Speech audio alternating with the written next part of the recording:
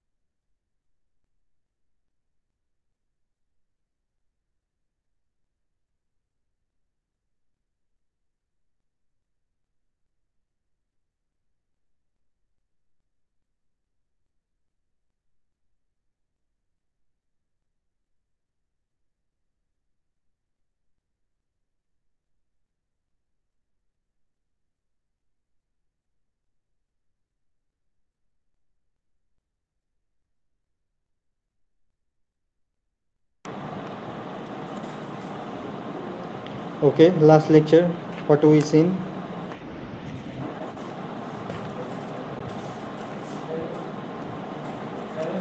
Last लेक्चरला आपण काय पाहिलं?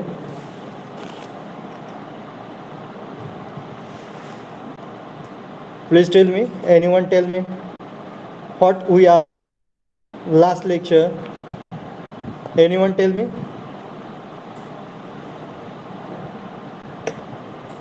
ऋतुजा सांगू शकताय आपण पाठीमागच्या लेक्चरला काय पाहिलेलं आहे?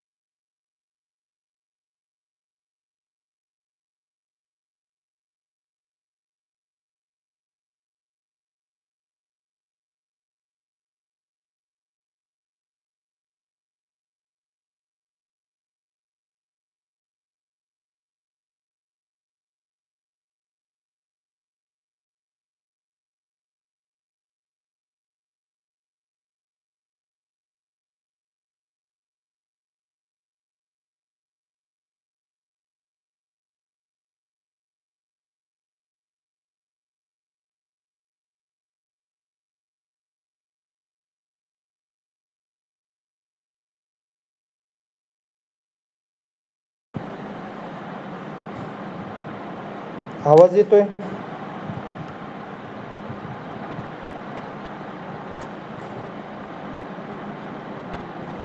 येतोय सर. इतकी वेळ येत नव्हतं का आवाज? आता जे बोललो मी थोडे वेळ. येतोय सर आवाज. ऋतुजा देशमुख आवाज येतोय?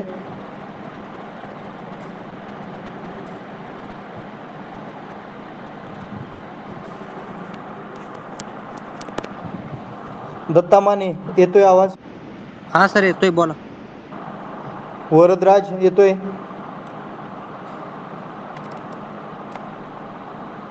हो सर, येतोय sir. Okay. All girls all boys सगळ्यांना येतोय आवाज. ओके.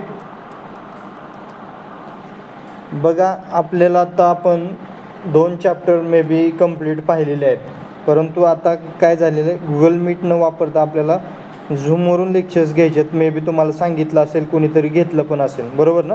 घेतलं आहे कोणी झूमवरून लेक्चर? हा, घेतलं सर. म्हणजे आता इथून पुढून उद्यापासून जे लेक्चर स्टार्ट होतील ते सगळे जे आहेत ते झूमवरून असतील.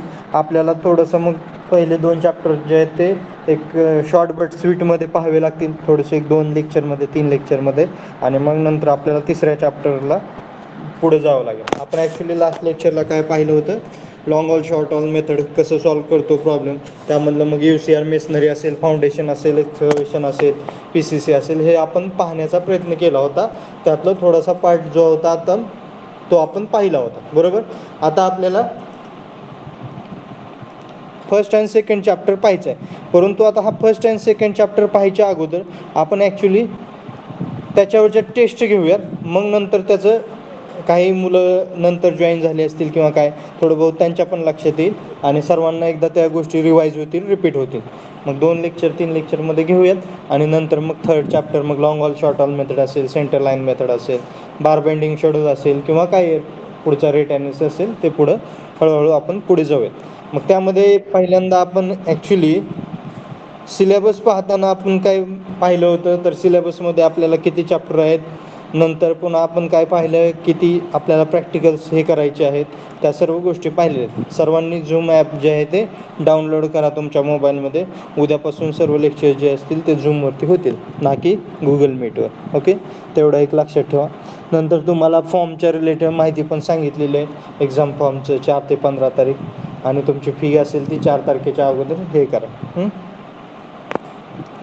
ओके, आज आपण काहीतरी मग नवीन गोष्ट, आता टेस्ट एक सांगितलेलं तुम्हाला, असाइनमेंट सर्वांनी लिहिलेत, असाइनमेंट नोट्स सर्वांनी रेडी केलेले आहेत. हो सर.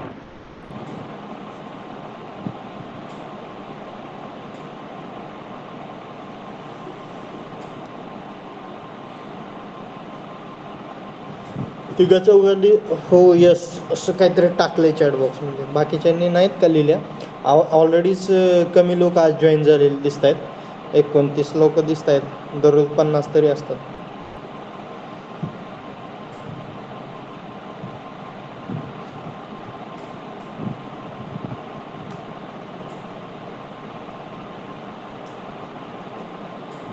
ठीक आहे, मे बी लिहिलं असेल असं ग्राह्य धरतोय. पाहूयात टेस्टमध्ये समजून जाईल कुणाला किती मार्क्स पडत आहेत किंवा कुणाला किती समजलेलं आहे. तुमच्यापर्यंत माझं म्हणजे मी जे शिकवतोय ते जातं आहे का बरोबर, म्हणजे त्यावरून लक्षात येईल कुणाला किती समजतं आहे किंवा काय. घेऊयात उद्या किंवा परवा 1-2 दिवसामध्ये आपली टेस्ट जी असेल ती असेल. कधी पण असेल, उद्या पण असू शकते, परवा पण असू शकते किंवा 2 दिवसांनी असू शकते. अगोदरच सांगितलेलं आहे मी तुम्हाला. ज्यावेळेस नोट्स दिलेले आहेत त्या असाइनमेंट दिलेलं त्या खालती पण लिहिलं आणि मी अगोदर पण सांगितलं होतं तुम्हाला, तिसरा चॅप्टर स्टार्ट करायच्या अगोदर. ओके, ठीक आहे. आता आज आपण काय करूयात, थोडंसं साईटचं नॉलेज असेल ते साईटचं नॉलेज घेऊयात. एस्टिमेटिंग कॉस्टिंग म्हणजे काय हे सर्वांना माहिती झालं, तरी पण ज्यावेळेस आपण त्याला रिव्हिजन मारणार आहे त्यावेळेस त्याचं थोडंसं इंट्रोडक्टरी पार्ट पुन्हा एकदा पाहूयात आणि मग पुढं जाऊयात. ओके, आता ॲक्च्युली साईटवरती गेल्यानंतर तुम्हाला माहिती पाहिजे, म्हणजे साईटवरती जातोय म्हणजे काय, आपण आता साईटवरचं नॉलेज घेतोय म्हणजे काय, ते एक तर प्रॅक्टिकल नॉलेज असेल जे तुम्हाला गरजेचं आहे. दुसरी गोष्ट ते कशासाठी यूज होईल, तुम्हाला इंटरव्ह्यू वगैरे असेल, कुठं तुम्ही कोणत्या कंपनीमध्ये जात असाल तर त्या कंपनीसाठी उपयोगाला येईल.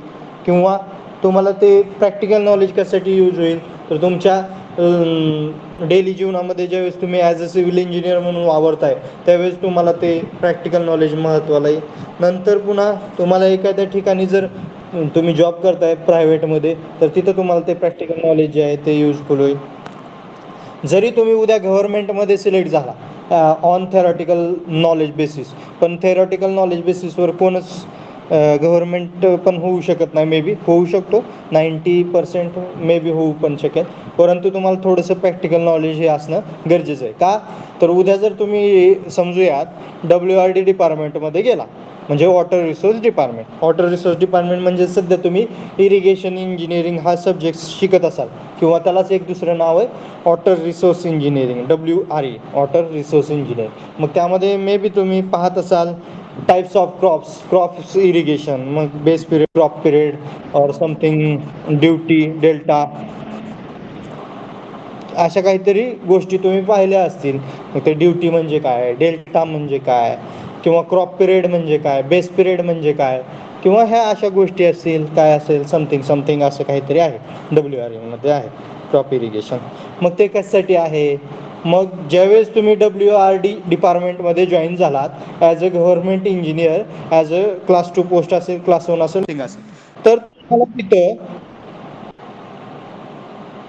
तुम्हाला तिथं काय करावं लागेल, ज्यावेळेस तुम्ही एखाद्या पोस्टवरती जाता त्यावेळेस तुम्हाला थोडंसं प्रॅक्टिकल नॉलेज असणं पण गरजेचं आहे. जर उद्या तुम्हाला एखाद्या गावचा म्हणजे तिथल्या एरियामध्ये तुम्ही कुठेतरी तालुक्याला जिल्ह्याला जॉईन झालेला आहात आणि तिथल्या कुठेतरी एका गावामध्ये छोटंसं हे बांधायचं आहे, काय बांधायचं आहे, छोटंसं कलवड बांधायचं आहे किंवा छोटासा बंधारा बांधायचा आहे त्या गावाच्या तिथं. तर तुम्ही तिथले इंजिनियर आहात त्या एरियाचे, म्हणजे ऑब्विसली तुम्हाला तिथं काहीतरी विचारलं जाईल. मग तुम्हाला तिथं माहिती असलं पाहिजे की कोणती सॉईल असल्यानंतर किती डेप्थपर्यंत आपण एक्सकवेशन केलं पाहिजे, किंवा कोणती सॉईल असल्यानंतर कोणत्या टाईपचं फुटिंग मी केलं पाहिजे, किंवा तुम्हाला माहिती पाहिजे सिमेंट कसं काढतो आपण, किंवा नंतर म्हणजे सिमेंट किती लागतं. समजूयात 10 M³ मटेरियल मी करतोय, तर ते 10 M³ म्हणजे काय, मग तिथं मटेरियल सिमेंटच्या बॅग किती लागतील, मग गव्हर्नमेंटला तुम्हाला कॅल्क्युलेशन सांगावं लागेल ना. मग त्या गोष्टीसाठी तुम्हाला हे प्रॅक्टिकल नॉलेज महत्त्वाचं आहे. म्हणजे सिव्हिल इंजिनियर होत आहे, मग तुम्ही गव्हर्नमेंटमध्ये जा, प्रायव्हेटमध्ये जा, कुठेही जा, तर तुम्हाला थोडंसं तरी एक 10%, 20%, 30% प्रॅक्टिकल नॉलेज येणं गरजेचं आहे. आणि बाकीचं 50 ते 60-70% जे आहे ते थेरॉटिकल नॉलेज येणं गरजेचं आहे.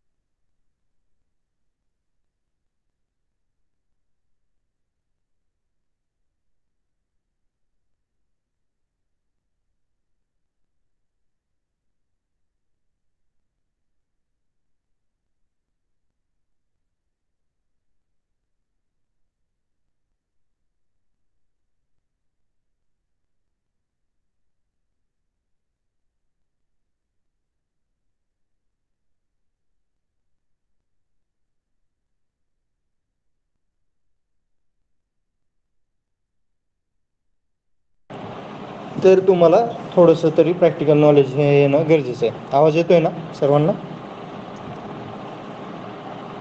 येतोय सर. हां, आणि आता लक्षात घ्या सर्वांनी, ऋतुजा, हर्षाली, वरदराज, प्रतीक, दत्ता, रितेश, रोहित ताड, कोण असतील ते सर्वांनी आपापल्या नोटबुक प्लीज काढा किंवा काहीतरी काढा. मे बी इस्टिमेटिंग कॉस्टिंगची नोटबुक काढली तरी चालेल, कारण अतिशय इम्पॉर्टंट गोष्टी मी आज शिकवणार आहे, म्हणजे ज्या तुम्हाला रेट ॲनालिसिसला पण लागतील, म्हणजे 4थ्या चॅप्टरमध्ये और 3ऱ्या चॅप्टरमध्ये लागतील, आणि मे बी उद्या तुम्हाला भविष्यामध्ये अतिशय यूजफुल आहेत. ओके, ठीक आहे. सर्वांनी आपला पेन कॅल्सी आणि नोटबुक स्वतःच्या जवळ असू द्या. ठीक आहे, ओके. मग आता तुम्ही WRD डिपार्टमेंटमध्ये गेला आहेत, तुम्ही आता तिथे गेल्यानंतर तुम्हाला अशा गोष्टी आहेत हे सांगितलेलं आहे. ओके, तुम्हाला एक बंधारा बांधायचा, तर त्यासाठी कोणत्या कोणत्या गोष्टी लागतील, स्टील कसं काढायचं आहे, सिमेंट कसं काढायचं आहे, ह्या सर्व गोष्टी तुम्हाला शिकायच्या आहेत. ठीक आहे, ही एक गोष्ट झाली. हे झालं WRD डिपार्टमेंट. ह्याच्यावरतीच येऊयात आपण, आणि याच्यावरून प्रॅक्टिकल कसं काढायचं, कोणत्या गोष्टी काढायच्या ते सांगू. अगोदर दुसरं एक उदाहरण देतो. तुम्ही दुसऱ्या डिपार्टमेंटमध्ये गेला, PWD department. PWD long form public work department, सार्वजनिक बांधकाम विभाग. सार्वजनिक बांधकाम विभागात ह्या क्षेत्रात जर गेला तर तुम्हाला गव्हर्नमेंटचे जे कामं असतात, म्हणजे गव्हर्नमेंटनं कुणाला तरी टेंडर दिलेलं असतं आणि ते टेंडरप्रमाणे तो प्रॅक्टिकली काम करत असतो एखादा ठेकेदार. म्हणजे मी स्वतः ठेकेदार आहे, एक कॉन्ट्रॅक्टर आहे, मी टेंडर भरतोय आणि कामं घेतोय. मी प्रायव्हेटचा ठेकेदार आहे, मी म्हणजे काय आहे तर प्रायव्हेट माणूस आहे, म्हणजे एक प्रायव्हेट इंजिनियर आहे आणि मी कामं घेतोय. पण तुम्ही PWDचे इंजिनियर आहात, तर तुम्ही PWDचे जर इंजिनियर असाल तर तुम्ही काय करता, तर ते प्रायव्हेट काम तो ठेकेदार और तो इंजिनियर व्यवस्थित करतोय का नाही हे महिन्याला 2 महिन्याला जाऊन त्या साईटवरती चेक करता. म्हणजे जर समजा माझ्याकडे उद्या एखादी हॉस्पिटल, ग्रामीण रुग्णालय बांधायचं आहे गव्हर्नमेंटचं, ते टेंडर मला मिळालं, मी प्रायव्हेट माणूस आहे, मी काम करतोय, पण तिथं कोणीतरी एक इंजिनियर आला पाहिजे गव्हर्नमेंटचा, जो PWDचा अधिकारी असेल, आणि तो येऊन चेक करेल, तरच तुम्हाला वरून गव्हर्नमेंट जे आहे ते पैसे सँक्शन करणार आहे. म्हणजे budget provision, administrative approval, technical sanction, ह्या ज्या गोष्टी असतील त्या इथे असतील. ओके, लक्षात येते. किंवा WRDच्या त्या इंजिनियर आणि त्या प्रॅक्टिकल प्रायव्हेट माणसाच्या तिथं पण असतील. नंतर लास्ट थर्ड ऑप्शन, तुम्ही करताय एक हायवे, एक हायवे म्हणजे रोड आहे, 50 किलोमीटरचा रोड सँक्शन झाला आहे, वरून मे बी केंद्राकडून आला आहे किंवा राज्याकडून आला. शक्यतो नॅशनल हायवेचं काम हे केंद्राकडून होतं आणि स्टेट हायवे MDR ODR हे जे असतात ते कुणाकडून होतात, राज्याकडून होता. स्टेट हायवे पण करू शकतं केंद्र शासन, परंतु सध्या आता मे बी काल परवा मी नितीन गडकरींचं ज्यावेळेस ऐकलं त्यावेळेस लक्षात आलं की जास्त आता स्टेट हायवे वगैरे कोण केंद्र वगैरे काही पाहत नाही, फक्त national highway and express way एवढंच जे आहे ते पाहिलं जातं. ओके, ठीक आहे. आता ह्या थर्डमध्ये काय आहे, हायवे तुम्हाला 50 किलोमीटरचा करायचा आहे. तिथं पण तुम्ही प्रायव्हेट एखाद्या कंपनीला टेंडर दिलेलं आहे.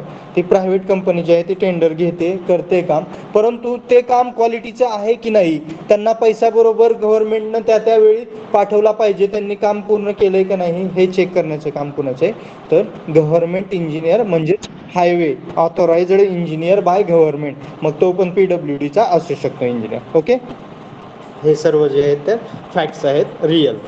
आता आपण जाऊयात, एक काम करतोय आपण, समजूया एक बिल्डिंगचं काम करतोय किंवा बंधाऱ्याचं काम करतोय. ठीक आहे, आपण आता बिल्डिंगकडे येऊयात. एक हॉस्पिटलची बिल्डिंग आहे, त्याचं काम चालू आहे. आता एक हॉस्पिटलची बिल्डिंग आहे, त्याचं काम चालू आहे, प्रायव्हेटचा इंजिनियर, ठेकेदार सगळे लोक काम करतात. पण ती बिल्डिंग आहे 2000 स्क्वेअर फीटची.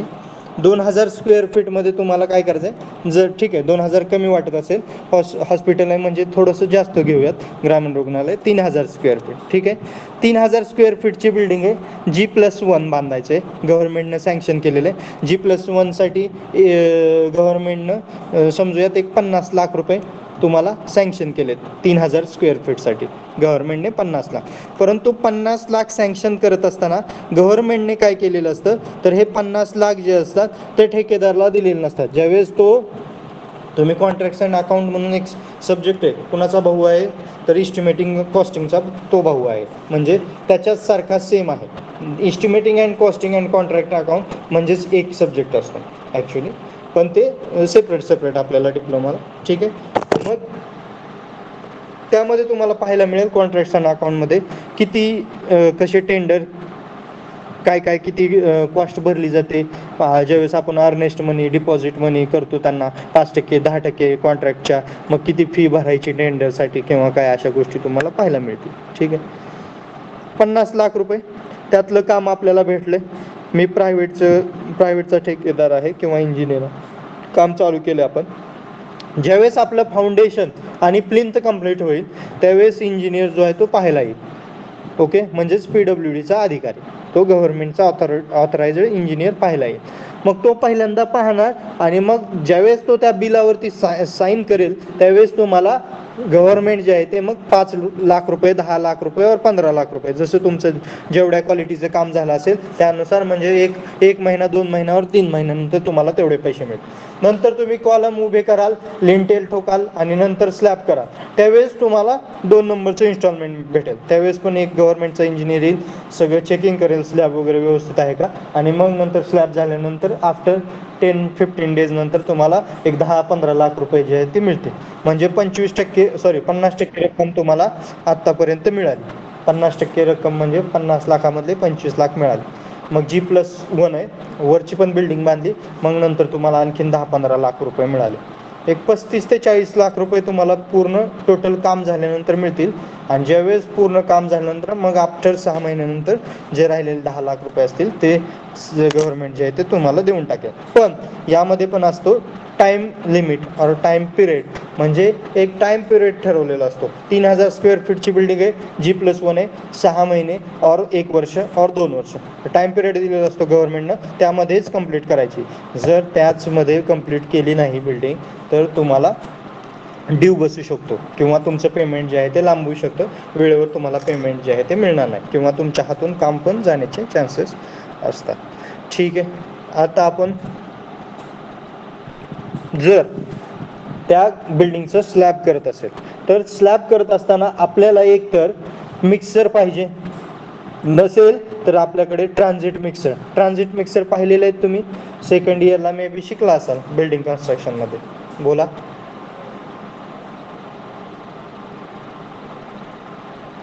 सर्वजण ऐकतात ना, कान फक्त द्या माझ्याकडे व्यवस्थित. मी ज्यावेळेस लिहायला सांगेल किंवा एखादी गोष्ट सांगेल लिहा, त्यावेळेस लिहून घ्या.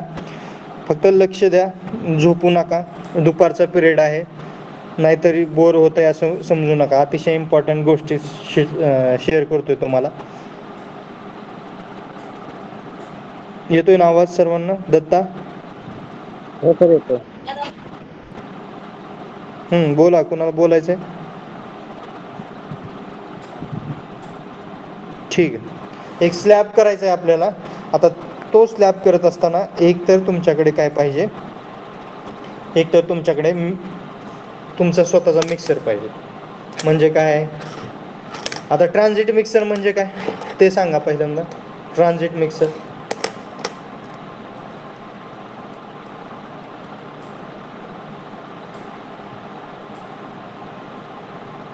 अरे यार, माहिती नाही आहे का? कुणालाच माहित नाही? सेकंड इयर कसे मग पास झाले?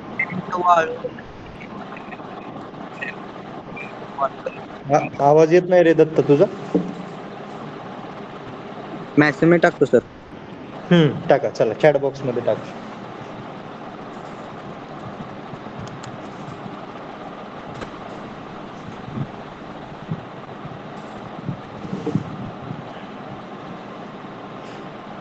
ऋतुजा राऊत, बोला ऋतुजा. सर ते प्लांट पासून कॉन्क्रीट कॅरी करणारा मिक्सर असतो. गुड. प्रतीक महाडिक पाटील. अरे यार, एवढ्या जर गोष्टीला तुम्ही एवढं थर्ड इयरला असून एवढा वेळ लावणार असाल, हर्षाली बाबरगुड, एवढा वेळ लावणार असाल, बोलणार नसाल, तर मग काय शिकवण्यात मजाच नाही आहे. तुम्ही बोलतच नाही आहे, सगळ्यांची नावं घेण्यात मला पण इंटरेस्ट नाही आहे, एवढं लक्षात ठेवा. सार्थक ज्यावेळेस बोलायचं त्यावेळेस बोला ना, पटपट बोलत चला. सेकंड इयरचे बोलते ती किती सांगायचं? सेकंड इयर बोलतंय, थर्ड इयरला आपण गेलो, सेकंड इयरचे सब्जेक्ट किंवा गोष्टी सगळ्या विसरले तर मग कसे सिव्हिल इंजिनियर होणार ना? फक्त थर्ड इयरवर नाही होणार सिव्हिल इंजिनियर. सेकंड इयर पण बेस आहे ना, पाया आहे ना. सर्वे, ॲडव्हान्स सर्वे. गुड गुड गुड दत्ता म्हणून, ठीक आहे. ट्रान्झिट मिक्सर म्हणजे काय? एखाद्या प्लांटवरून तुम्ही काहीतरी कॉन्क्रीट असेल किंवा काय असेल, तुम्ही रोडवरती पाहिलं असेल, एक 8 टायर 10 टायरच्या गाड्या असतात, ज्यावरती जो असतो तो मध्ये बल्क टाईपमध्ये मोठा जो असतो तो सर्क्युलर फिरत असतो बघा. तो मिक्सर म्हणजे एक ट्रक असते आणि त्याच्यावरती हे असतं.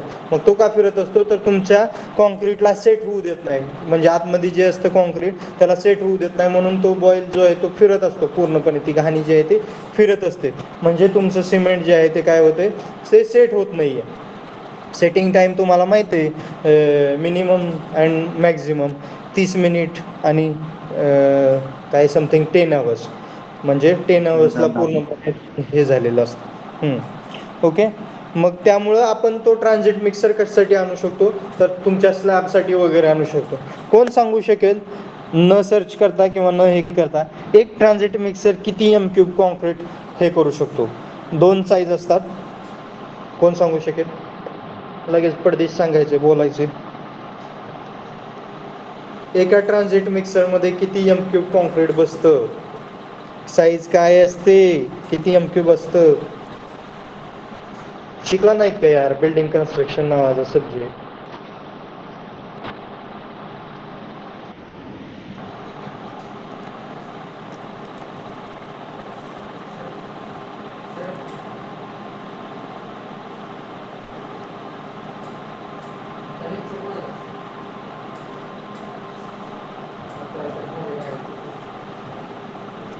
एक मिनिट.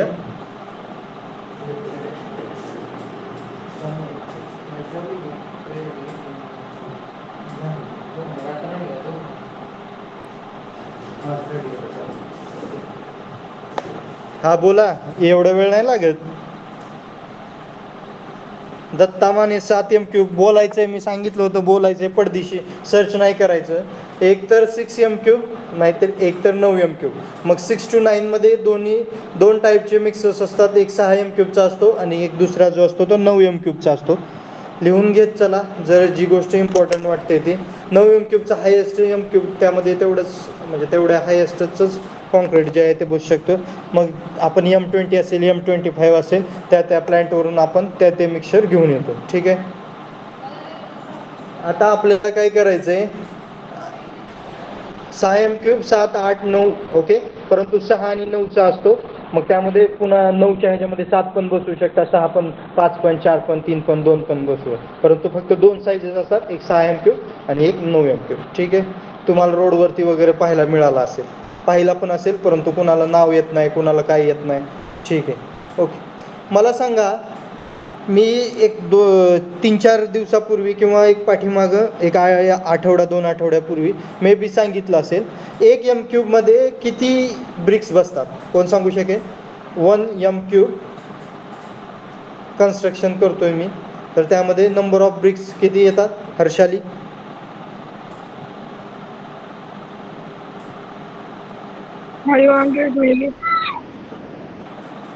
श्वेता कोकणे, गुड. 500 किंवा 550. 550 कशा सांगितलं होतं मी? म्हणजे विदाउट मॉर्टर, आणि विथ मॉर्टर जर म्हटलं तर 500. ठीक आहे. जर एक्झाममध्ये कॉम्पिटिटिव्ह एक्झामला तुम्हाला क्वेश्चन आला, 1 M³ construction of a brick masonry, how many BRICS are in that number of BRICS? तर तिथं ऑप्शन असेल. कोणाला बोलायचं? काय बोलतोय? कोण आहे मध्ये मध्ये? हा बोल. कोण बोलला आता मध्ये? काय बोलायचंय? बोल रे.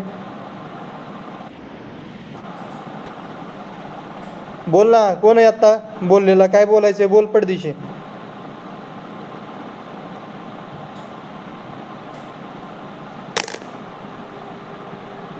मध्ये डिस्टर्ब करू नका प्लीज, असं करू नका मध्ये. जर कॉम्पिटिटिव्ह एक्झाममध्ये तुम्हाला क्वेश्चन विचारला, किंवा उद्या तुमच्या ह्याच्यामध्ये एस्टिमेटिंग कॉस्टिंगमध्ये क्वेश्चन विचारला, तर 1 M³ मध्ये तुम्हाला आन्सर द्यावं लागेल 500 नंबर ऑफ ब्रिक. मग 500 नंबर ऑफ ब्रिक्स कशा काढायच्या? उद्या साईटवरती गेलात तुम्ही, बरोबर? तर तुम्ही तिथं तुम्हाला विचारलं, एक भिंत सांगितली 15 फूट बाय 12 फूट, लेंथला 15 आहे, हाईटला 12 फूट आहे. मग त्यामध्ये किती ब्रिक्स बसलेले आहेत? 9 इंची बांधकाम आहे, किती ब्रिक्स बसलेले आहेत?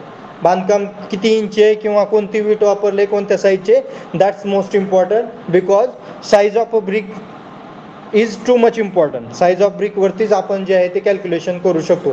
साईज ऑफ ब्रिक जर तुम्हाला माहिती नसेल, तर तुम्ही कॅल्क्युलेशन नंबर ऑफ ब्रिक्सचं करू शकत नाही. उद्या तुम्हाला विचारलं 15 बाय 12ची भिंत आहे, 9 इंची बांधकाम आहे, तर त्यामध्ये किती वीट लागल्या? त्यामध्ये विंडो नाही आहे, काय नाही आहे, काय नाही आहे, तर तुम्हाला ते सांगता आलं पाहिजे. म्हणजे उद्या साईटवरती गेल्यानंतर करता आलं पाहिजे. तर आपण काय म्हणतोय, 1 m³ साठी 500 ब्रिक्स. ते कसे काढल्या? सगळ्यांनी लिहून घ्या वाटल्यास.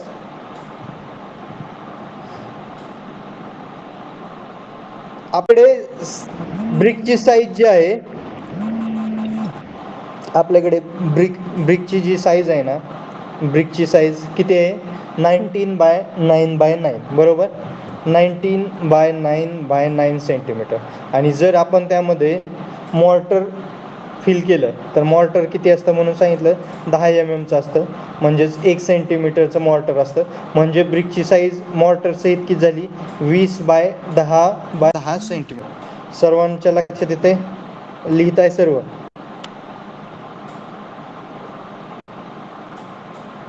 लिहून घ्या. Standard size of brick is equal to 19 by 9 by 9 centimetre, with mortar brick is equal to 20 by 10 by 10 centimetre.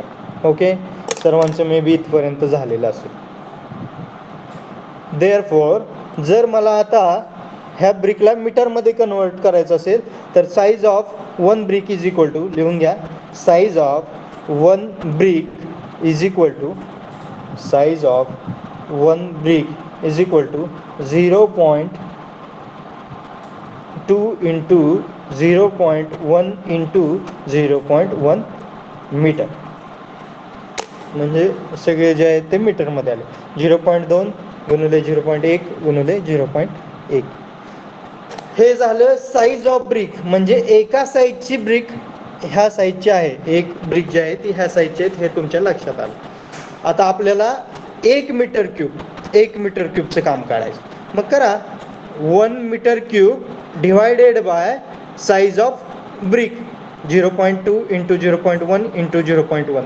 कुणीही करा, कॅल्सीवरती करू शकता.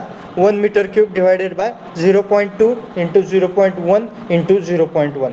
सांगा आन्सर किती आलं.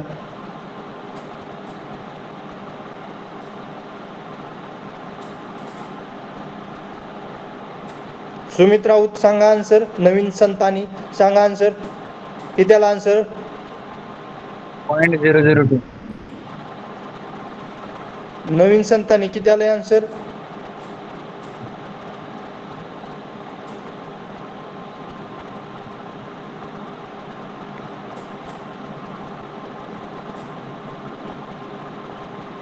रोल नंबर 9 आन्सर किती आले. 500. गुड अस्मिता मोरे. रोल नंबर 11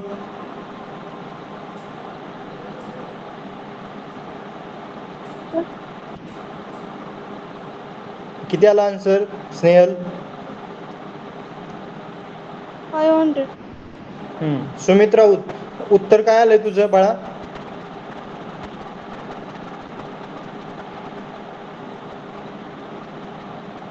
नवीन संतानी आन्सर किती आलंय तुमचं.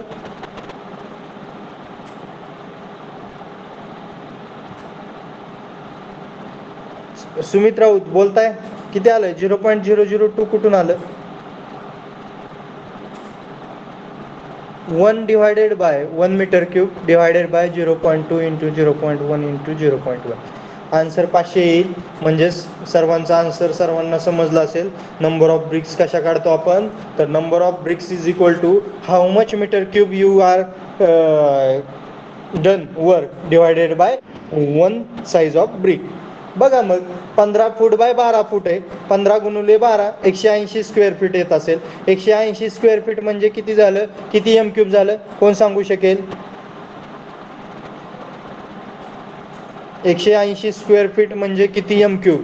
असलं जर येत नसेल तुम्हाला तर कशाला आता काय बोलायला लावू नका मला. कॅल्क्युलेशन बी फास्ट. पटपट पटपट बोलायचे. कॅल्सी समोर आहे तुमच्या. मोबाईल हातात आहेत. कॅल्क्युलेशन करा. 180 स्क्वेअर फीट म्हणजे किती एम क्यूब कोण सांगेल.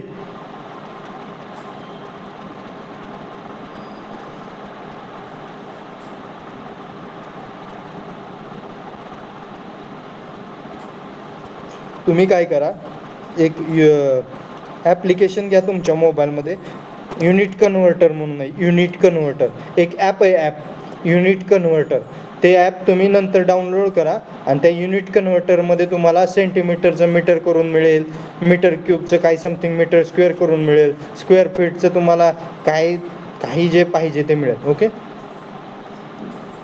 इन्स्टा वगैरे वापरता ना तसंच आपलं युनिट कन्व्हर्टर काहीतरी सिव्हिलचे ॲप वगैरे वापरत चला. ठीक आहे.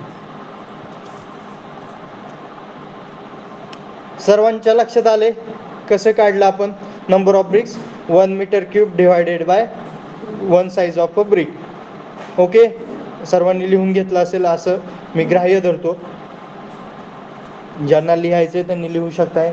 ज्यांना नाही लिहायचंय त्यांनी नका लिहू. तुमचा फायदा माझा काही तोटा नाही आहे. थर्ड इयरचे स्टुडंटच वाटे ना तुम्ही मला आज. After 4-5 days we are meeting. आणि काय बोल ना कोणीच आवाज येईना काही समजत नाही. म्हणजे मी शिकवलेलं समजत नाही असं ग्राह्य धरलं जाते ज्यावेळेस तुम्ही मला आन्सर देत नाहीत ते त्यावेळेस. समजतंय सर्वांना मी शिकवलेलं.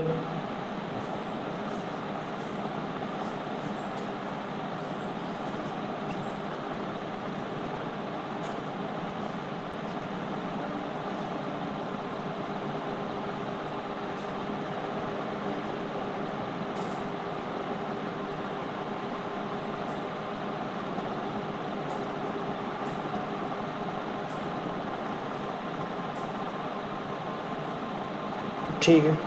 आता आपण 1 मीटर क्यूब मध्ये किती ब्रिक लागतात ते काढलं. लक्षात ठेवा, तुम्ही ज्यावेळेस कुठेही जाल, तुमच्या घरचे म्हणतील तू सिव्हिल इंजिनियर आहे, एवढ्या एवढ्या विटा काढ आपल्या घराला लागणार आहेत, किती लागतात ते सांग.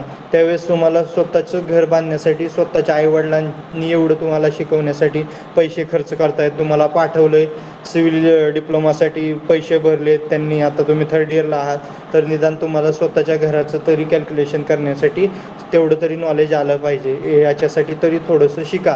Be serious. तुम्ही थर्ड इयरला आहात, दंगा मस्तीपणा सोडून द्या. सेकंड इयर गेलं ऑनलाईन, असंच झालात पास, असंच पास झाला, त्याला काही महत्त्व नाही आहे. चांगले मार्क्स पाडा थर्ड इयरला. आता मे बी ऑफलाईन चालू होईल थोडे दिवसांनी. आहे हे वय आहे तुमचं, मान्य आहे, सगळ्या गोष्टी मान्य आहेत, दंगामस्ती करा, परंतु थोडंसं ज्या ठिकाणी सिरियस व्हायचं आहे, मी ज्यावेळेस सांगतोय सिरियसपणा, त्यावेळेस सिरियसली घ्या. मी पण आहे, तुम्हाला सांगेल ज्यावेळेस मस्ती करायची त्यावेळेस मस्ती करू आपण, परंतु ज्यावेळेस स्टडी करायचं आहे त्यावेळेस फोकस ऑन स्टडी ओनली. एखाद्याला उद्या जाऊन गव्हर्नमेंटमध्ये व्हायचं आहे तर त्याच्यासाठी इम्पॉर्टंट आहे, एखाद्याला उद्या जाऊन कॉन्ट्रॅक्टर व्हायचं आहे प्रायव्हेट, त्याच्यासाठी इम्पॉर्टंट आहे. सर्वांसाठी मी इम्पॉर्टंट असं काही मी दुसऱ्या गोष्टी ऑदर काही सांगत नाही आहे. ज्या सर्व लागतात तुम्हाला ॲज अ सिव्हिल इंजिनियर म्हणून, तुम्हाला आजपासून परफेक्ट बनवतो आहे असं आम्हाला कोणी सांगितलं नाही. आम्ही ज्यावेळेस डिप्लोमा 2000 समथिंग किती साली करत असेल त्यावेळेस. ओके, एवढं लक्षात ठेवा. आता आपल्याला 1 मीटर क्यूब ऑफ ह्याच्यासाठी ब्रिक्स काढल्या. आता आपल्याला 1 मीटर क्यूब कामासाठी किती बॅग्स ज्या आहेत त्या लागतील, पण ते कशासाठी, तर म्हणजे कॉन्क्रिटिंग असेल किंवा समथिंग, काय कॉन्क्रिटिंग नसेल तरी पण आपण काढूयात की किती काम 1 मीटर क्यूबसाठी किती बॅग लागतात. लक्षात ठेवा, एक्झामला पण क्वेश्चन विचारला जातो, volume of 1 bag of cement is equal to, लिहून घेऊ शकता, volume of 1 bag of cement is equal to, volume of 1 bag of cement is equal to 0.035 meter cube. 0.035 meter cube. Volume of 1 bag of cement is equal to 0.035 metre cube. हे मी शिकवताना सांगेल rate analysis वगैरे कसं आलं 0.035 एका बॅगचं वजन, कारण 50 kg हे वजन असतं, मग त्याचं व्हॉल्यूम जे आहे ते 0.035 कसं आलं ते मी सांगेन. ओके, आता आपल्याला एका बॅगचं मीटर क्यूबमध्ये वजन म्हणजे व्हॉल्यूम माहीत आहे, आपल्याला 1 मीटर क्यूबसाठी काढायचे, म्हणजे नंबर ऑफ बॅग्स जे आहेत ते तुम्हाला मिळतील. मग लिहून घ्या, number of bags is equal to, number of bags is equal to, number of bags is equal to, टाका मग व्हॅल्यू 1 मीटर क्यूब. व एका मीटर क्यूबसाठी काढायचे म्हणून ती न्यूमरेटरला, आणि डिनॉमिनेटरला काय येईल, व्हॉल्यूम ऑफ 1 बॅग 0.035. सेम तसंच केलंय ब्रिक्समध्ये पण बघा, 1 metre cube numerator divided by डिनॉमिनेटरला काय टाकलं, volume of 1 size of a brick 0.2 into 0.1 into 0.1. Same इथं पण तसंच 1 metre cube divided by 0.035 volume of 1 bag. किती आला आन्सर, कोण सांगेल, लिहून घ्या.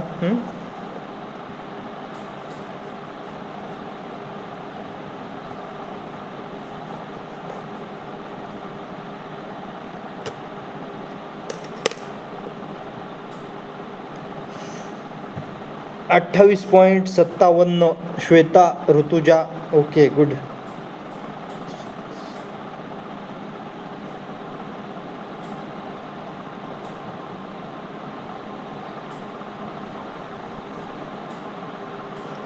चलो, सर्वांचं आलेलं आहे असं मी ग्राह्य धरतो. हां, आलेलं आहे सर्व 28.57. बट आता लक्षात घ्या, तुमचं उत्तर आले 28.57, परंतु आपण काही साईटवरती सांगताना असं सांगणार का की 28.5 पोती लागत आहेत, तर असं नाही सांगणार. आपण सांगणार 29 बॅग्स लागत आहेत, कारण आपण आणताना 28.5 बॅग नाही ना आणू शकत. 28 आणि अर्धी बॅग घेऊन येऊ शकतो का आपण कुठून, तसं नाही कधी करणार. आपण ज्यावेळेस पण एखादी गोष्ट लागते ना, त्यापेक्षा 5% वाढवूनच आणणार, कोणतीही गोष्ट असेल, मग सिव्हिल रिलेटेड. कारण एखादी गोष्ट तुटू शकते, फुटू शकते. विटा असतील, विटा पण 5 ते 10% आपण वाढवूनच आणणार. सिमेंट असेल 5 ते 10% वाढवूनच आणणार. 28 लागत असतील तर आपण 29 असणार. आता इथं 28.57 म्हणजे 28.5 येते, तर आपण आन्सर लिहिताना किती आन्सर लिहिणार, is equal to 29 bags for 1 metre cube. Number of bags is equal to 1 metre cube divide by 0.035. किती आला आन्सर, तर 29 बॅग, म्हणजे 29 बॅग ज्या आहेत त्या लागतील असं ग्राह्य धरलं. ठीक आहे, ओके. आता आणखीन एक इम्पॉर्टंट गोष्ट सांगतो. ज्यावेळेस आपण कॉन्क्रिटिंग करतो, मग कॉन्क्रिटिंगमध्ये नंबर ऑफ ग्रेड्स आहेत. हर्षाली सांगू शकाल grades of concrete? M5, M10, M15, M20, M25 सांगू शकताय? कसं क्लासिफिकेशन असतं, प्रपोर्शन 1:2 समथिंग?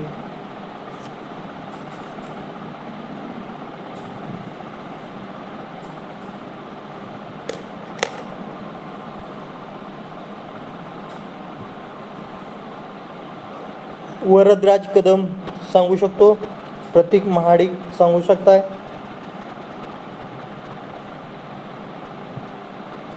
ठीक आहे, जाऊ द्या, तुम्हाला येत नसेल तर मी सांगतो. अस्मिता मोरे बोला. M25 साठी 1:1:2, M20 1:1.5:3, M15 1:2:4, M10 1:3:6. गुड, बघा बरोबर आहे, good Asmita. M5 is equal to 1:5:10, M7.5 is equal to 1:4:8, M10 is equal to 1:3:6, M15 is equal to 1:2:4, M20 is equal to 1:1.5:3, M25 is equal to 1:1:2. 1:1:2 M25 म्हणजे काय, 1 part of cement, म्हणजे 1 bag सिमेंटची असेल तर 1 bag crush sand आणि 2 bag खडी. Cement, sand, aggregate. Okay, proportion लिहून ठेवू शकता, किंवा असेल तुम्ही हुशार आहात, तुम्हा सर्वांना सगळं येत असेल. ठीक आहे. M25 पर्यंत जे असतं ते ग्रेड्स जे आहेत ते ठरलेले आहेत, त्याचं प्रपोर्शन जे आहे ते दिलेलं आहे. परंतु M25च्या पुढती का दिलेलं नाही, का दिलेलं नाही आहे, तर M25च्या पुढं जे असतात ते मिक्स प्रपोर्शन असतात. म्हणजे M30 असेल, M35 असेल, M40 असेल, ते कुठे यूज होतात, जर प्रीकास्ट मेंबर्स असतील. तुम्हाला माहीत असेल, प्री म्हणजे सांगितलं आहे मी, पोस्ट म्हणजे काय ते पण सांगितलं आहे. ते जे असतात त्या ठिकाणी तुम्ही जे आहेत ते M30, M35 जिथं जास्त तुम्हाला ग्रेडचं कॉन्क्रीट पाहिजे तिथं तुम्ही त्या टाईपमध्ये बनवता. मग आता जर समजूयात आपण M30चं कॉन्क्रीट बनवतो आहे, तर त्या M30च्या कॉन्क्रीटमध्ये कसं असेल, कसं प्रपोर्शन तयार होणार, ते 1:1.5:3 पण होऊ शकतं, 1:1 पण होऊ शकतं, ते त्याच्यावरती डिपेंड. मग त्याच्यासाठी काय असतं, कोणत्या गोष्टी असतात, त्या सर्व मी तुम्हाला एक साईटवरचे माझ्याकडे जे पुण्यातले फोटो असतील ते मी फोटो तुम्हाला शेअर करेन. ते कसं करायचं किंवा काय करायचं ते एखाद्या लेक्चरला तुम्ही मला आठवण करून द्या, त्यावेळेस मी तुम्हाला त्या गोष्टी ज्या आहेत त्या स्लाईडवरती किंवा माझे फोटो मोबाईलमधून तुम्हाला सेंड करून त्या गोष्टी मी समजावेन, कसं आपण प्रपोर्शन जे आहे ते ठरवतो, किती कसं, हे सगळ्या गोष्टी सांगितल्या. एखाद्या गोष्टीची साईटवरती ज्यावेळेस कॉन्क्रिटिंग होतं त्यावेळेस त्याची अगोदर चेकिंग केली जाते, म्हणजे क्यूब टेस्टिंग केली जाते, compressive testing, cube testing. Cube पाहिला असेल, क्यूब असतो 7.06 centimetre bye 7.06 centimetre bye 7.06 centimetre. May be तुम्ही शिकला पण असाल तुमच्या कॉन्क्रीट टेक्नॉलॉजी या सब्जेक्टमध्ये. हे पण MCQचं क्वेश्चन आहे, कशाचा, कॉम्पिटिटिव्ह एक्झामचा, एकदा विचारलेला आहे. क्यूब टेस्टिंगसाठी जो क्यूब वापरतो त्याची साईज काय असते, तिथं ऑप्शन आहे 0.6 सेंटीमीटर, 0.6, 7.6 सेंटीमीटर, असे सर्व ऑप्शन असेल, त्यामधून तुम्ही चूज करू शकता. ठीक आहे.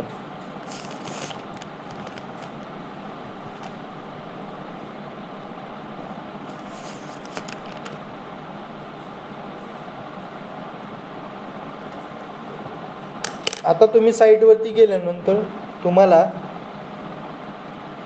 स्टील जे आहे ते स्टील काढायचं आहे, म्हणजे कोणते स्टील किती वापरावं लागतं ते मे बी तुम्ही DSSमध्ये शिकाल, तरी पण मी सांगेल थोड्या बहुत गोष्टी तुम्हाला, जे बार बेंडिंग शेड्यूलसाठी वगैरे तुम्हाला इम्पॉर्टंट आहे. हे BBS वगैरे तुम्हाला साईटवरती लागतं म्हणून सांगितले, आणि DSSमध्ये पण तुम्ही शिकाल कसं डिझाईन करायचं किंवा काय, सगळं आहे RCCमध्ये तुम्हाला.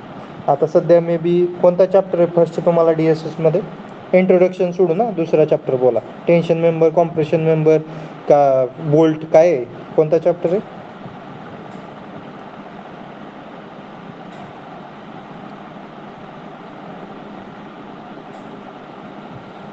What happen? का बोलत नाहीये? कोणच बोलत नाहीये आज लेक्चरला? बोर होतंय का? Design of steel connection. हा, अस्मिता बोला व्यवस्थित. Design of steel connection. Design of steel connection म्हणजे बहुतेक त्यामध्ये bolted connection, riveted connection, lab joint, but joint असंच आहे ना?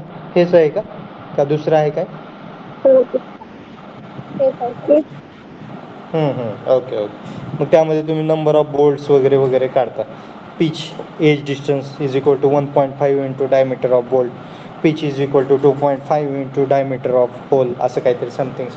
हे पण तुम्हाला हे कॉम्पिटेटिव्ह एक्झामसाठी अशा टाईपचे क्वेश्चन विचारले जातात. ठीक आहे, जाऊ दे. आपण आता येऊयात साईटवरती. तुम्हाला स्टील यूज करायचे. स्टील यूज करत असताना तुम्हाला 8 mm किती लागतंय, 10 mm किती लागतं, 12 mm किती लागतंय आणि 16 mm किती लागते. G+1 बांधताय, 16 mm वरती जाण्याची गरज नाही. G+1 साठी 16 mm इज सेफर साईड. लक्षात घ्या, आजच सांगतोय, तुम्ही लक्षात ठेवू शकता. पुढे तुम्हाला ह्या गोष्टी कोण शेअर करणार नाही किंवा सांगणार नाही. ठीक आहे. 16 mm स्टील तुम्ही जास्तीत जास्त G+1 G+2 पर्यंत वापरू शकता. जर तुमची G+2 वरती जात असेल तर तिथं तुम्हाला 20 mm बार, म्हणजे G+3 4 जात असाल तर 20 बार वापरावं लागेल.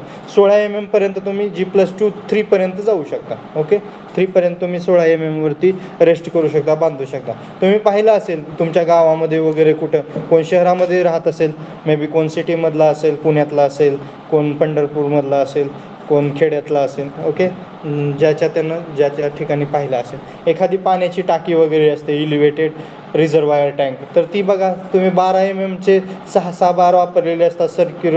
सर्क्युलर कॉलम असतात, तरीसुद्धा टाकी जी आहे ती रेस्ट होते आणि 50-50 हजार लिटरची टाकी असते. तुम्हाला मागच्या लेक्चरला मे बी मी सांगितलं असेल, तुम्ही ज्यावेळेस DSS शिकताय त्यामध्ये तुम्ही पाहिलं असेल, 1 is a limited method and second 1 is a which method? Which method? Working. Good.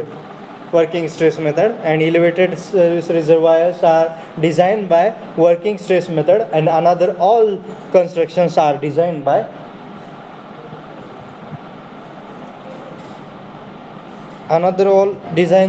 all constructions are designed by limit state method. Okay, you all only use limit state method for all designs, but only elevated service reservoir we are use working stress method. Okay,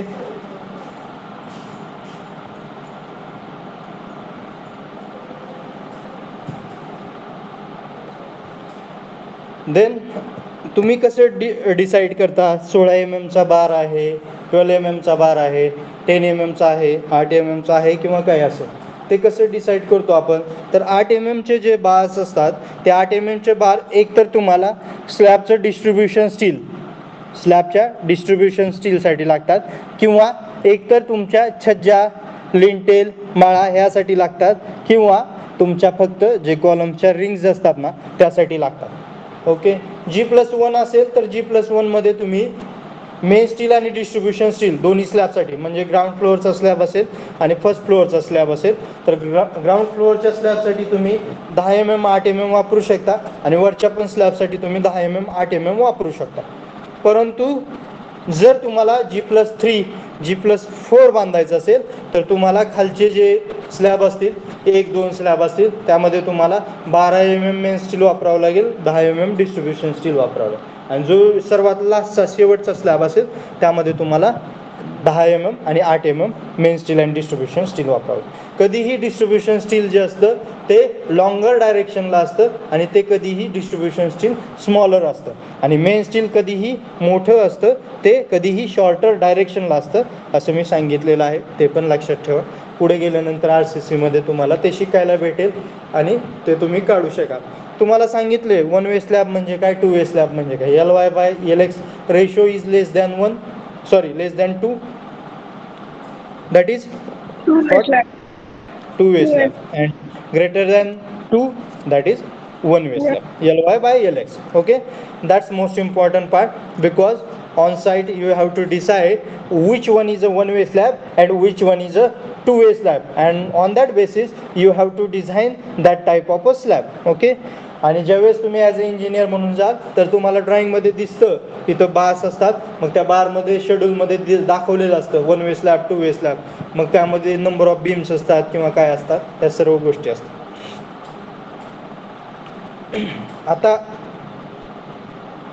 ज्यावेळेस आपण एक slab आहे ते slab बांधतोय आपण, ते slab बांधत असताना तुम्हाला मी नंतर फोटो दाखवेन, फोटो शेअर केल्यानंतर तुम्हाला जास्त लक्षात येईल कसं असतं काय. फक्त मला एकदा आठवण करून द्या, नंतर आपण असं एक 2 तासाचं लेक्चर जे आहे ते या रिलेटेड घेऊयात नंतर काहीतरी, ठीक आहे. त्यामध्ये तुम्हाला लक्षात येईल मग 1 वे कसा बांधलेला आहे, 2 वे कसा बांधलेला आहे, किंवा मेन स्टील कसं आहे, डिस्ट्रीब्युशन काय आहे, मग ते त्या गोष्टी लक्षात येईल. आता आपल्याला काय करायचं आहे तर नंबर ऑफ बार्स काढायचे.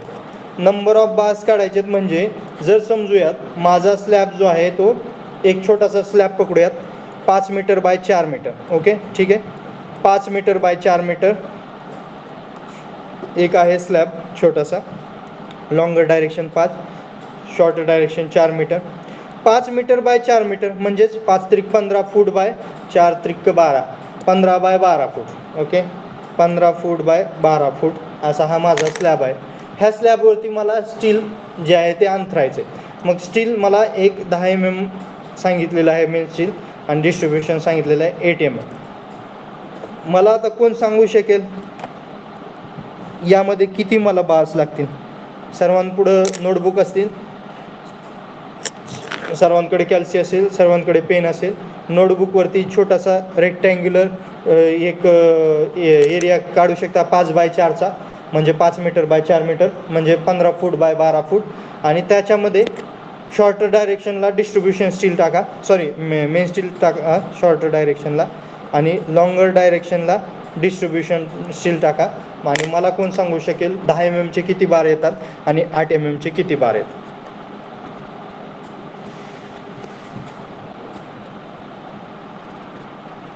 आणि आणखीन एक सांगायचं राहिलं, सॉरी, यामध्ये स्पेसिंग जी आहे ती दिलेली असते. म्हणजे स्पेसिंग म्हणजे काय तर 2 बारमधलं डिस्टन्स, 2 बारमधलं डिस्टन्स. मेन स्टीलमधलं डिस्टन्स आहे 125 सेंटर टू सेंटर, म्हणजे एक 5 इंच आहे. कळतंय तुमच्या लक्षात येते? 5 इंच जे आहे ते मेन स्टील जे शॉर्टर डायरेक्शनला टाकणार आहे आपण त्यातलं डिस्टन्स आहे 5 इंच. 5 इंच म्हणजे 125 mm. आणि डिस्ट्रीब्युशन स्टीलमधलं डिस्टन्स आहे 175 mm म्हणजे 7 इंच, ओके. आता मग काळा किती बास येतील, नंबर ऑफ बास कोण सांगेल पहिल्यांदा? 2 मिनटं वेळ आहे, करा सॉल्व. थोडं डोकं लावा आता, थोडंसं आयडिया क्लुप्ती लढवा. वेट ऑफ स्टील जे असतं, सॉरी डेन्सिटी ऑफ स्टील जी आहे ती आहे 7850 kg/m³. सर्वांना माहिती असेल मे बी, स्टील स्ट्रक्चर शिकताय म्हणजे तुम्हाला ह्या गोष्टी सर्व अगोदरच सगळ्या माहिती असतात. 7850 7850 डेन्सिटी ऑफ स्टील.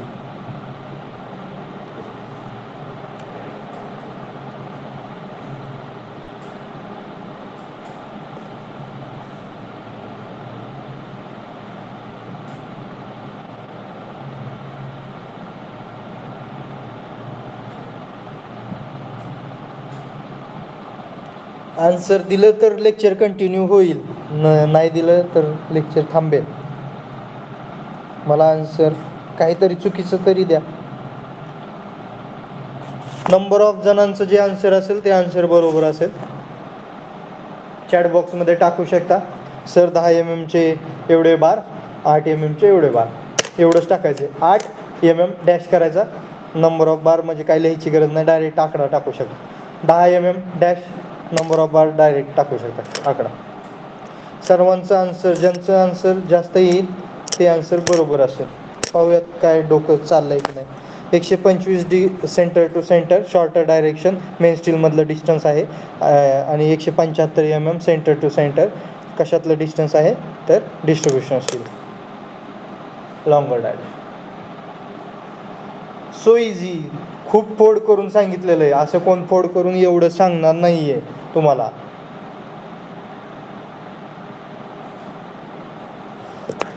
पहिल्यांदा तुम्हाला 5 स्क्वेअर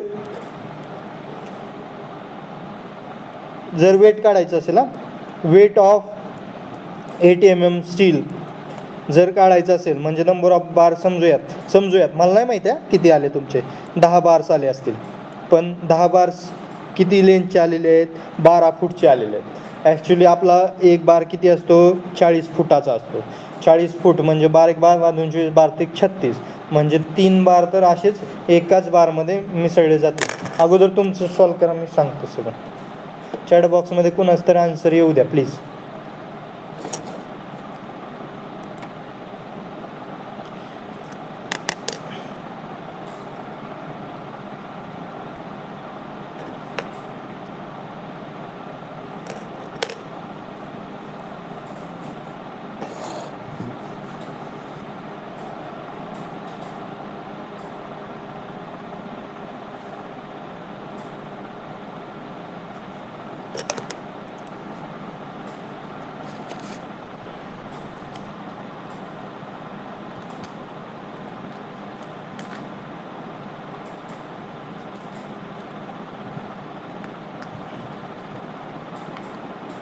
सुमित राऊत येते आन्सर काहीतरी सांगा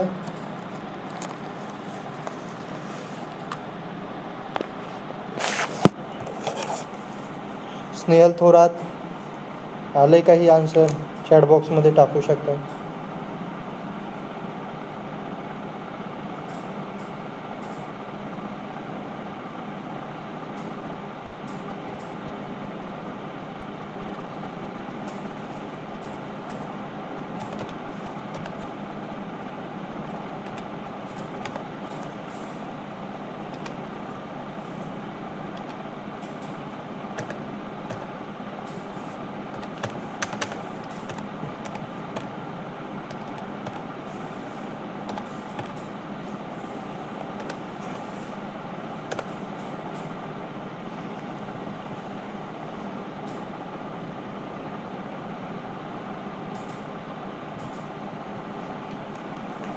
नवीन संतानी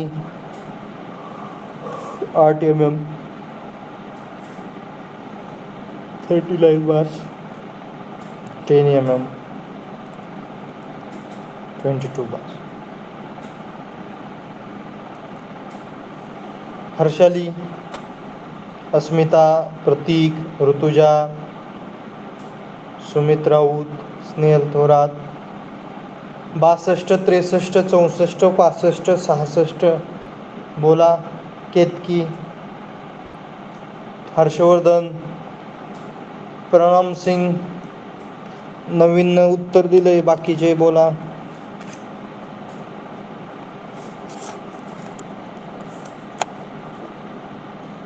अनु पोटे रितेश कोरके संदेश लांडे दत्ता माने काजल कांबळे सुषमा गंगमले श्वेता कोकणे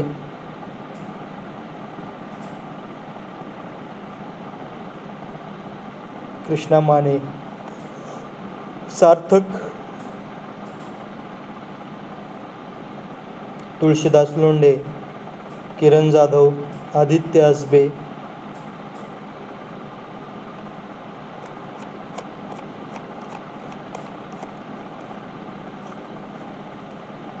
दत्ता माने आलंय का नाही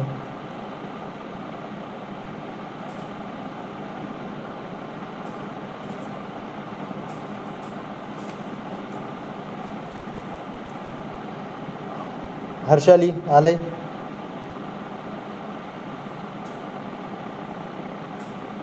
नाही सर सांगा तुम्ही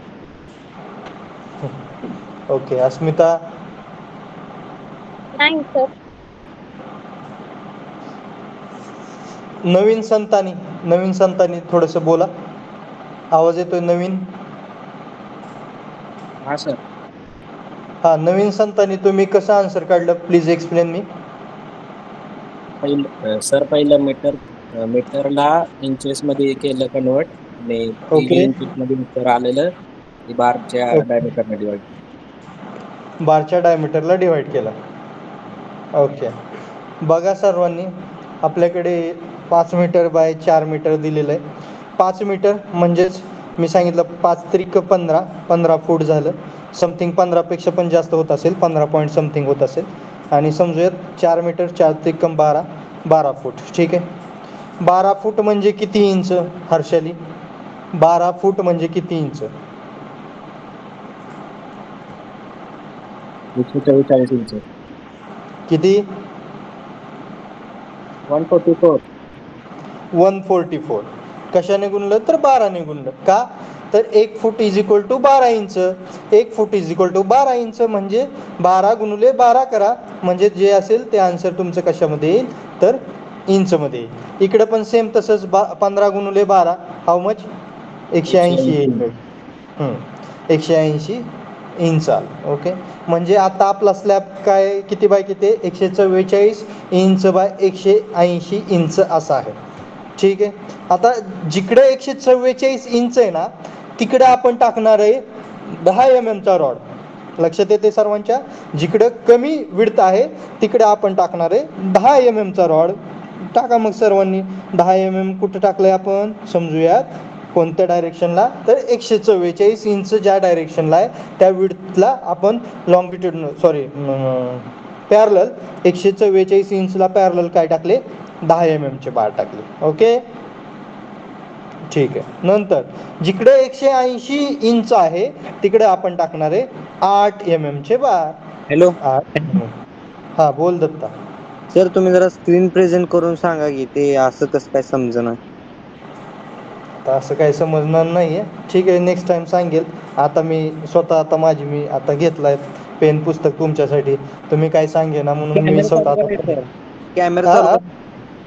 कॅमेरा नको रे, नंतर करू नेक्स्ट टाइम. अहो, सांगा सांगतो मी. यावर अशी आयडिया नेक्स्ट येणार टाइम नाही. कॅमेरा चालू करा की. ज्यावेळेस मी झूम वरती शिकवेल ना त्यावेळेस विथ कॅमेरा शिकवेल. आज ठीक आहे, आज ऑडिओ ऐका माझा. ठीक आहे, तुमच्या लक्षात येईल मे बी. असं काही नाही की लक्षात येण्यासारखं नाही आहे. यात काय लक्षात येण्यासारखं आहे दत्ता माने? हा, जिकडे शॉर्टर डायरेक्शन आहे तिकडे मेन स्टील टाकतोय, जिकडं लॉंगर डायरेक्शन आहे तिकडे डिस्ट्रीब्युशन स्टील टाकतोय. आता यामध्ये काय आहे, जिकडे 144 इंच आहे तिकडं काय सांगितलेलं आहे तर 125 mm म्हणजे किती? 5-5 इंचाचा गॅप आहे दोन बारमध्ये 5-5 इंचचा गॅप आहे. 125 mm म्हणजे 5 इंच बाळांनो. 25 mm म्हणजे 1 इंच म्हणजे 125 म्हणजे 5 इंच. आता आपण जे शॉर्टर डायरेक्शनला टाकलेले बार्स आहेत त्यामध्ये गॅप किती आहे तर 5-5 इंचाचा गॅप आहे दोन बारमध्ये. म्हणजे जे 10 mm चे बार टाकणार आहे ना ते 5-5 इंचाच्या गॅपने टाकणार आहे. आता मग डायरेक्ट उत्तर काढू शकताय मे बी तुम्ही, असं मला वाटते. बघा, डिवाइड करा.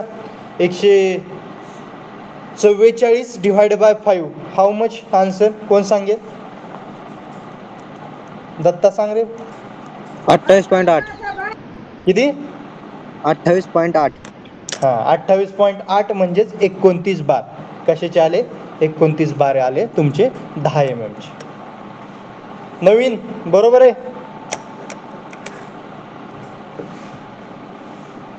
नवीन संतानी. किती सोपं आहे हर्षाली, अस्मिता, दत्ता, आलंय लक्षात काय केलंय? हा सर. हा, आणि आता ऑदर डायरेक्शन 15 फूट. 15 फूट म्हणजे 180 इंच. 180 इंच आणि त्या डायरेक्शनला 8 mm चा बार सांगितलाय. 175 mm. 175 mm म्हणजे 7 इंच. करा 180 इंच डिवायडेड बाय 7. किती आला आन्सर दत्ता? 25.71. किती आलं? 25.71. हां, 25 म्हणजे 26 बार येतील 8 mm चे. संपलं. So simple. लक्षात आले? 26 बार आले 8 mm चे लॉंगिट्युडिनल डायरेक्शनला म्हणजे आणि वाय डायरेक्शनला, आणि 22 बार आले और समथिंग 23 काय समथिंग किती आले असतील ते आले 10 mm चे. लक्षात आले? आता बघा, आता ॲक्च्युली यामध्ये वेट कसं काढायचं. आता पुढचा फॅक्टर काय तर बारचं वेट किती काढायचं, म्हणजे ह्या स्लॅबसाठी किती बार लागले हे कसं हे समजलं, परंतु त्याचं वेट किती. 10 mm च्या जे बार लागलेले आहेत, 10 mm चे बार लागलेले आहेत आपल्याला लागलेले आहेत 10 mm चे 22 बार, आणि 8 mm चे लागलेले आहेत किती बार आहेत 26 बार. तर 26 बारचं 8 mm चं वेट किती आणि 10 mm च्या 22 बारचं वेट किती. बघा सांगतो कसं काढणार. 10 mm चा बार जो आहे तो आहे शॉर्टर डायरेक्शन. शॉर्टर डायरेक्शन जी आहे ती आहे 144 इंच. 144 इंच म्हणजे आहे 12 फूट. आपला एक बार असतो किती फुटाचा असतो म्हणून सांगितलं 40 फुटाचा असतो. सर्वांना माहित आहे ही गोष्ट. एक bar is equal to 12 mm. 12 mm म्हणजे 40 फूट. ओके, एक बार आहे 40 फुटाचा. आता आपल्याकडे एक बार कट केलेला किती फुटाचा आहे? 12 फुटाचा आहे. का तर आपली विड्थच जी आहे ती 12 फूट आहे. मग आता मला सांगा, तुमच्याकडे 22 बार आहेत. 22 डिवायडेड बाय 3 करा. का 3 केलं? कारण 12 फुटाचा एक बार आहे. 12 बार 24 बार त्रिक 36 म्हणजे 36 फूट ज्यावेळेस होईल त्यावेळेस त्यामध्ये 12 फुटाचे 3 बार जातील म्हणजे एक बार तयार होईल आपला. किती? 12 मीटरचा म्हणजे 10 mm चा एक बार तयार होईल पूर्ण टोटल लेंथला. ओके, त्यामध्ये थोडंसं स्क्रॅप वगैरे जात असतात म्हणजे कटिंग वगैरे, म्हणून मी ते 4 फूट सोडून देतोय. लक्षात येतंय का? कुणाच्या तरी लक्षात आलं असेल ज्यानं साईटवरती वगैरे पाहिलं असेल. ज्यावेळेस आपण कटिंग करत असतो ना त्यावेळेस बार काय टोटल बार यूज होत नसतो, त्यातला रेजा पडत असतो. रेजा म्हणतात साईटवरती ज्याला. स्क्रॅप आपण म्हणतो ना, स्क्रॅप म्हणजे भंगार जे बार स्टील वगैरे पडलेलं असतं त्याला भंगार असं मराठीत म्हणतो. त्यालाच आपण इंग्लिशमध्ये स्क्रॅप म्हणतो आणि त्यालाच सिव्हिल इंजिनिअरच्या भाषेत साईटवरती रेजा असं म्हणतात. ओके, हा 4 फूट म्हणून तो रेजा त्याच्यामध्येच मी काउंट डाऊन केलेला आहे. ठीक आहे, 22 डिवायडेड बाय 3, 3 1 3 किती आले? 11 किती समथिंग किती येते? 7 पॉईंट समथिंग म्हणजे 8 बार. ठीक आहे, 8 बार आले 10 mm चे. बघा खूप लक्ष देऊन ऐका, अतिशय सोपं आहे. अतिशय आजच सांगतोय तुम्हाला, सिव्हिल इंजिनियर तुम्ही अर्धे झालेले आहेत आज जर लक्षात आलं तर. बघा 8 mm चे 10 mm चे 8 बार आले. 8 बार आले. 10 mm च्या बारचं वेट कसं काढतो तर 5 स्क्वेअर और d स्क्वेअर डिवायडेड बाय 162. मग बघा 100 डिवायडेड बाय 62 162 पॉईंट किती समथिंग बोला मला प्लीज सांगा.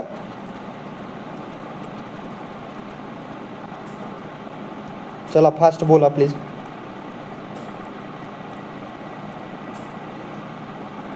झिरो पॉईंट किती 89 और 65 किती 0.61. हां 0.61. 0.61 जे आन्सर आहे आकांक्षा झाडे बरोबर. 0.61 जे आहे ते 1 मीटरच्या बारचं वेट आलं. आपल्याकडे आहेत 8 बार पण एक बार जो आहे तो 12 मीटरचा आहे. मग 0.61 गुणुले 12 करा. आन्सर सांगा प्लीज. 0.61 गुणुले 12. 12 का केलंय तर एक बार जो आहे तो 12 मीटरचा आहे आणि 0.61 जे उत्तर आलेलं आहे ते 1 मीटरचं उत्तर आहे एका बारचं 10 mm. चला आन्सर किती? 7.32. ओके, आता 7.32 गुणुले 8 करा. 8 7 56 और 57 58 समथिंग म्हणजे तुम्हाला ज्यावेळेस हे स्लॅब करायचे त्यावेळेस 60 kg. कधीही थोडंसं स्टील 2 4 8 10 15 म्हणजे 5% वाढवून सांगायचं. आता 56 और 57 58 उत्तर आलं असेल तर 60 kg और 65 kg तुम्ही आन्सर सांगणार. तर तुम्हाला 10 mm चे बार जे आहेत ते एवढं स्लॅब करण्यासाठी 10 mm चं एवढं वेट ऑफ स्टील लागेल. आले लक्षात सर्वांच्या? All of you please tell me yes और नो. किती सोपं आहे, काही सुद्धा नाही आहे. ही गोष्ट लक्षात आली, अर्धे इंजिनियर झाले आज तुम्ही.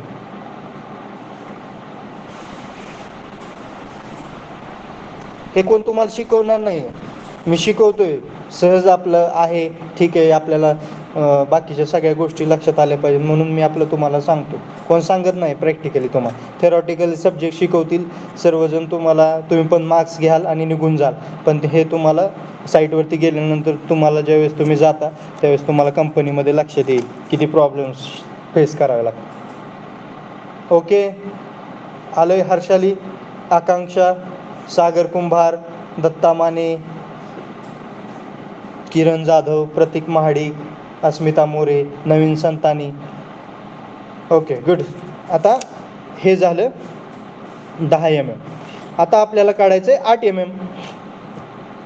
8 mm चे आलेले आहेत आपले 26 बार. 26 बार आलेले आहेत 8 mm चे. तर ते काढायचे आहेत मला. ते कसे काढणार तर बघा 8 mm चा बार जो आहे तो डिस्ट्रीब्युशन स्टील आहे, लॉंगिट्युडनल डायरेक्शन 15 फुटाकडे आहे. 15 फूट. 15 के 15 15 दोन्ही 30 15 त्रिक 45 म्हणजे 40 फुटाचा एक बार असतो. जर हे जे 3 बार पकडले तर हे 45 फूट होते, म्हणजे ते एवढं काही होणार नाही. मग आपण काय पकडूयात, ह्याचं 2.5 म्हणजे 2.5 बार जो आहे तो बसू शकतो. बघा ना, 15 × 15 2 30 आणि 15 3 45, म्हणजे एक 10 फूट आणखीन राहते. म्हणजे 26 डिवायडेड बाय तुम्ही एक बार जो आहे तो त्यामध्ये किती होऊ शकतात, 2.5 बसू शकतात इथले बार तुमचे ह्या डायरेक्शनचे. त्यामुळं 26 डिवायडेड बाय 2.5 केल्यानंतर आन्सर किती येते दत्ता?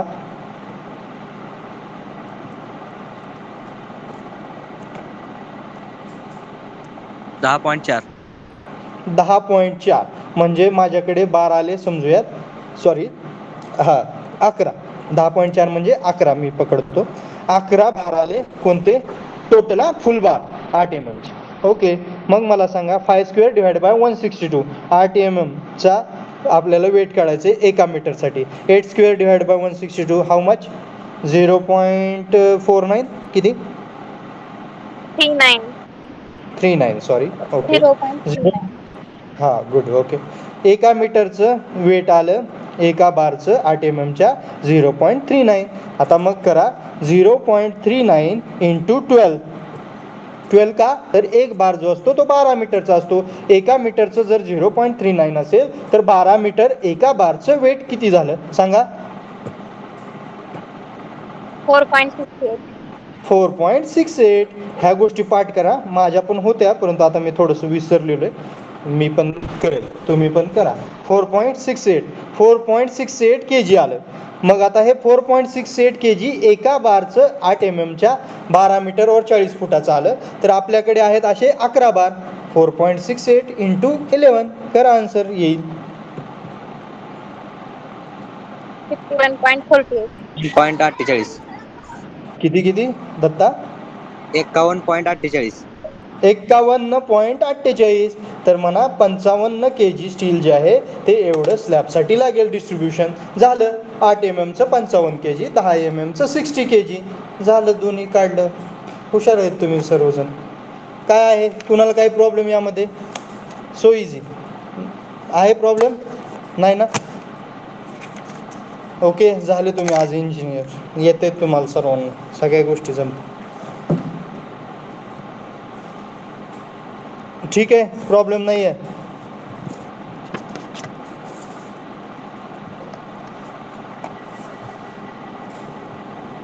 सर्वांना आलंय ना लक्षात? आला असेल तर रोल नंबर टाका आणि लेफ्ट होऊ शकता. नसेल आलं तर बोलू शकता, नंतर एखाद्या दुसऱ्या लेक्चरमध्ये पुन्हा नंतर कधीतरी मी तुम्हाला सांगेन.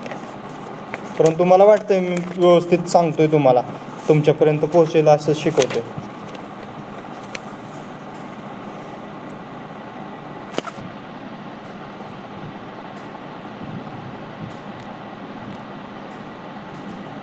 आता मग कुणी तुम्हाला घरच्यांनी जर विटा काढायला सांगितल्या तर विटा काढता आले पाहिजेत. जर तुम्हाला कोणी घरच्यांनी स्टील काढायला सांगितलं, इथं स्लॅबला एवढं एवढं आहे, इथं कॉलम एवढे एवढे आहेत, एवढे एवढे नंबर ऑफ बार, तर किती लागतात काय, तर ते तुम्हाला काढता आलं पाहिजे.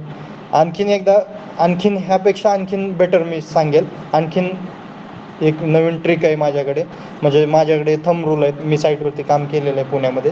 तुम्हाला मी शिकवेल, हळूहळू शिकवेल.